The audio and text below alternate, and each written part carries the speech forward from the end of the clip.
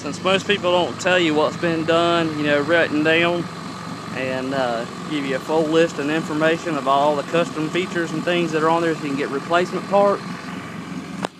Not sure how well you can see that, but I have got everything listed there that we've done to it.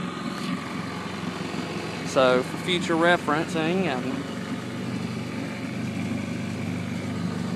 everything's very simple, very basic. Everything's spelled out for you. Got lights underneath here.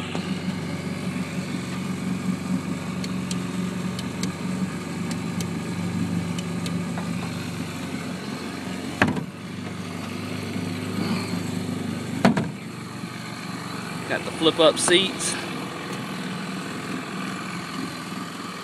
Swivel around.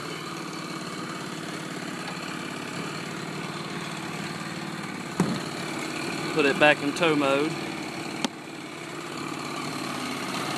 Seat back here. Cup holders. Another light. Got a fire extinguisher. 6-gallon tank.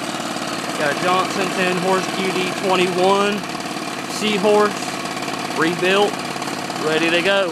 $2,400.